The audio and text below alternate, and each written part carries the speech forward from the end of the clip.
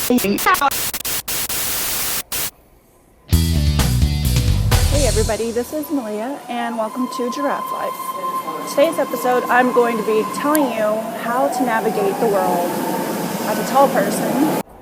Now, if you're like me and you're over 6'3", it can be a little tough to get a seat on a train. Most of the time I just end up standing, but there are magic ways to get that seat that you're longing for because your legs are just so tired and you don't want to stand because your head is hitting the ceiling.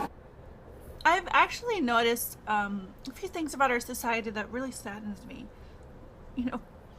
I'm the type of person that likes to go into deep reflection about things that really don't, we don't really need to, like toilet paper. I mean, you could save the trees, but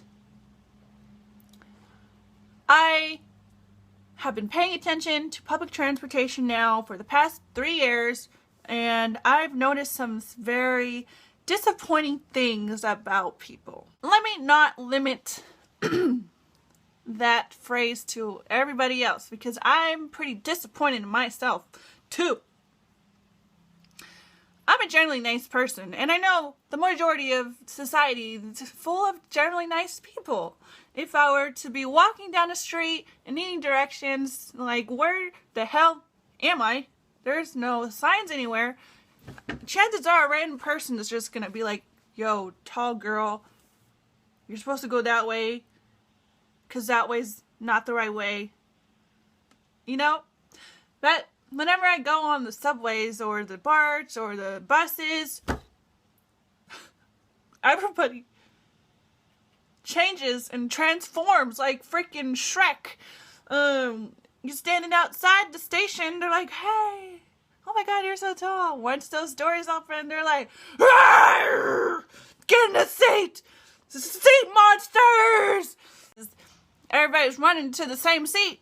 And then when you're really tall, you have even less of a chance, so you're looking for like 2 seats out of how many, 100? That you can actually fit in, and you'll get on. You finally get on because all the munchkins ran in front of you, knocking you over. Get out of my way! Trying to get a seat. So you get on transportation and you look around and everybody's like, no, hell no, you ain't sitting next to me, you big ass, tall ass circus freak. And I'm just like, oh, this is how it's gonna be. You were just saying how nice I was because I was so tall, and your sisters, uncles, mothers, cousins really tall, and they played basketball, but now we ain't friends. And that's the truth. That's generally what happens when you get on it happens to me. That's how I feel when I get on these places. But you know what I mean. It's very frustrating to go onto a public transportation system and have not only everybody on the train or the bus staring at you, but they're just sitting there watching you struggle, looking for a seat that you fit in. You sit down in the first one like freaking the 3 Bears, whatever that little fairy tale, whatever that is. This one doesn't fit. This is too small, although this one doesn't fit either because it's too small too. So I guess I'll just stand up. Oh, snap, my head is hitting the ceiling again. You know what I'm saying, right? So I've constructed a little piece to give all my tall people some tips on how to go about finding your wonderful seat on the public transportation. Tip 1 for getting your seat. My favorite, because it actually happened to me, so I know for sure that it works, because people just be feeling bad for you sometimes. They're like, damn, that person's a fucking giant. We gotta have her sit down because her, damn. This is the first strategy. Mark it down, write it down, highlight it, acknowledge it, reflect on it, and do it. You'll win. My back hurts. Okay, so let's just get it straight. The whole world has their stereotypes about every single type of person, every race, every ethnicity, every height, weight, whatever. One of the tall people stereotypes is that we all deal with back pain. So when you're getting on the train and you want to go and use this back tip, here's what you do. You see that the subway, the train, the bus is super full, and you're just like, damn, I really wanted to sit down. I got to sit on here for like an hour. I don't want to be standing up. My head hurts because I hit my head on the way in. So I really wish I could get a seat. Well, this is what you're going to do. You're going to get on the train. You're going to scan for the nicest looking people. And then you're going to go walk over there to the big crowd, because it's crowded typically when you use this. And this is, you're going to get into character, okay? So this is what you're going to do.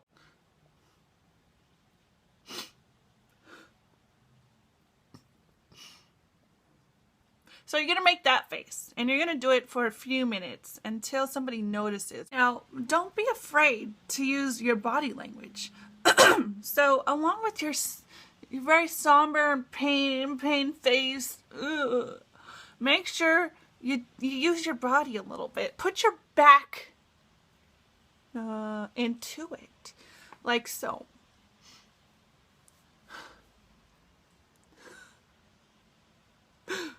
And make some groans once in a while so people really know that you're suffering in pain. Oh! My back! It hurts! Why am I so tall?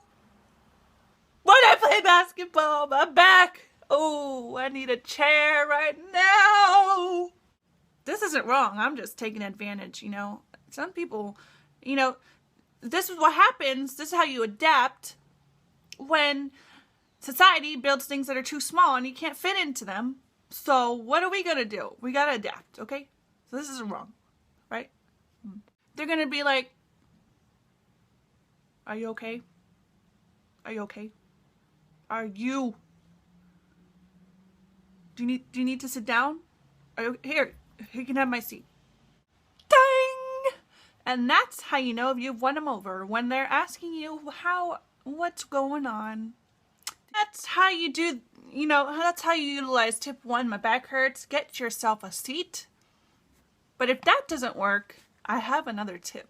If the back doesn't work and you've used it too much and you want to try something new, I recommend definitely 110% the crazy facade. All seen the people on the trains or the buses that you definitely don't want to sit next to because you don't know if they're going to sporadically kick their feet up in the air and try to hit you in the face or fart or puke. Something, you just don't want to sit next to them. So this is what you're going to do if you really need a seat. Facade of crazy. Now, typically, I'm usually already wearing black and I'm 6'5". So, excuse me, my voice is just seemingly going out right now. And people are generally already in shock because you're like super tall, you know. And if you're wearing all black already, there's another thing. People are generally kind of afraid of people who wear all black because they're so mysterious.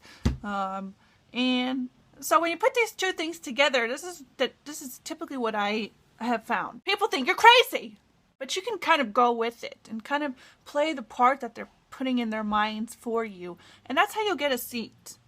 So when you're going onto this public transportation, this is what you're going to do. First of all, you want to make sure your body language is adequate for the role that you're playing currently, which is a crazy person. So I'm going to demonstrate. You want to shrug your shoulders and kind of swing the left arm and twitch a little bit. You're going to want to hold your gaze so nobody can see what you're really looking at. And then all of a sudden, look up! You gotta make sure to have your proper attire. So you gotta make sure you got glasses. Dark glasses, black clothing, crazy look. Sporadically scratch your face together like you're sniffing doo-doo. Ugh! People will think you're crazy and they will not want to sit by you. And well, that's how that's done. Oh, you can also go the opposite way. So if you're one of those people that like to wear bright colors like pink or yellow or, God forbid, purple or like blues, this is what I actually recommend. I recommend that you don't do that facade. You go for the overexcited facade. This is what the overexcited facade is going to look like. So you're going to be sitting there, stealth mode, reading your book. Again, we get a book. I do have a book. See. Reading your book. And then this is what you're going to do. This is exactly what you're going to do. So copy it, learn it, reflect on it, and build it in your own persona.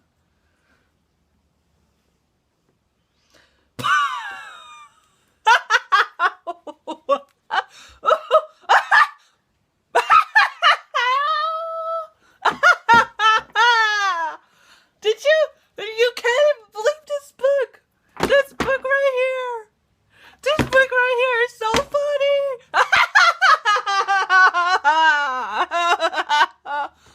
Actually, you're just going to be freaking the hell out of people with your laughter because your book is so funny that you can't even. So people don't want to be around that. That's crazy. I don't want to sit next to someone who's bursting out in laughter over a book.